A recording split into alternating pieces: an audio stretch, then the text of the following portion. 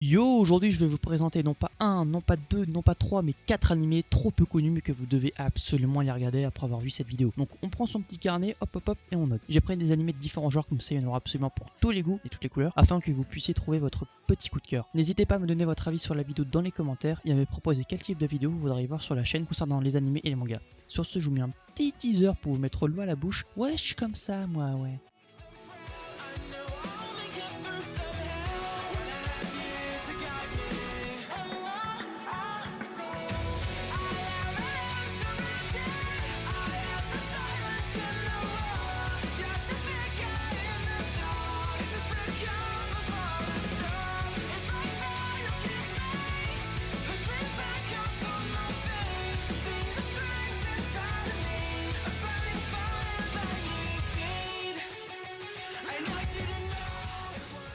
Alderamin on the Sky. Alors celui-là, quand je l'ai commencé, j'étais très sceptique et j'ai failli arrêter de regarder après avoir vu seulement un épisode, mais j'ai continué parce que il faut terminer un animé quand vous le commencez. C'est très important, c'est une règle d'or. Non, évidemment, je rigole, mais là j'ai voulu continuer parce que j'ai senti le potentiel et effectivement, ne vous fiez pas seulement à l'épisode 1 et continuez, vous allez finir par devenir accro. C'est un animé de 13 épisodes sorti lors de l'été 2016 par le studio Madhouse. Honnêtement, j'ai été marqué par cet animé et j'en ai gardé un très bon souvenir. L'histoire se passe dans un monde où il y a en fait deux grandes superpuissances qui se font la guerre. Le personnage qu'on suit, Iktasolork, est très particulier parce qu'il s'agit d'un énorme flemmard et je trouve ça absolument génial. Ça change des codes classiques du héros qui travaille énormément pour se surpasser. Non, lui c'est juste un gros feignant, mais en plus c'est un génie de la stratégie militaire. Un peu comme moi en fait, j'imagine. Le problème c'est qu'il déteste la guerre, mais que malgré lui, il va se retrouver dans cette situation qu'il déteste tant. On le voit progresser les échelons dans sa carrière militaire aux côtés d'une fille qui fait partie d'une famille influente et qui excelle dans le combat à l'épée. Je vous le conseille grandement si vous adorez les stratégies militaires et la psychologie qui en découle.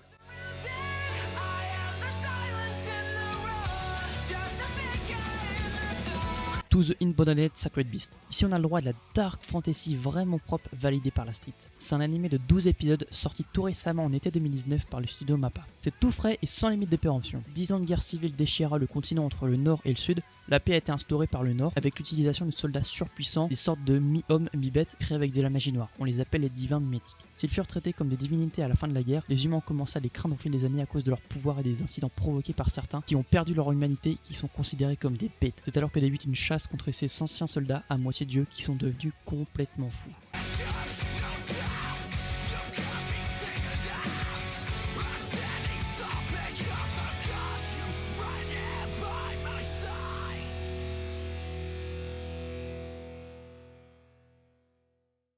Maotsukai no Yomi. Alors là on change complètement de registre. Celui-là je ne vois quasiment personne en parler alors que c'est un petit bijou qui se regarde comme on mange un bon steak. C'est un animé de 24 épisodes sorti en automne 2017 par Wit Studio et disponible sur Crunchyroll. Chisatori est une esclave jusqu'au jour où sa route croise celle du mage Elias Ensworth. Ce dernier décèle en elle un don certain pour la magie et décide de l'acheter pour faire d'elle son apprenti. Elle devrait également l'épouser dans le futur. Ouais, là on touche à de la magie et de la fantasy. Ne vous attendez pas à voir des combats épiques, c'est un animé chill qui fait vraiment du bien au milieu de tous ces mastodontes du shonen. À regarder sans modération. C'est beau, les OST sont sublimes, c'est une petite pépite. Quand tu regardes ça, t'as presque envie de chialer.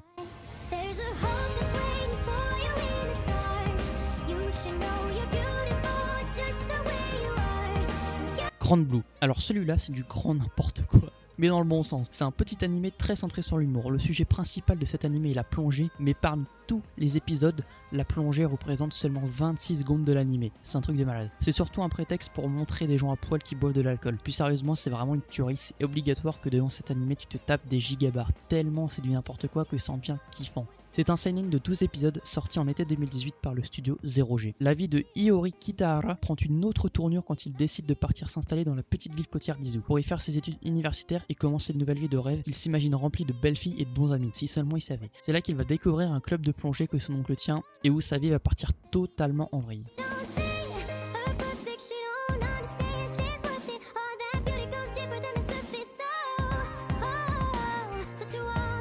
Voilà les amis, la vidéo est terminée, j'espère que les animés que je vous ai présentés vont vous plaire et si vous les avez déjà vus, n'hésitez pas à me donner votre avis dans les commentaires. Mettez un petit like, ça me ferait plaisir et puis moi je vous dis à la prochaine. Ciao les gars.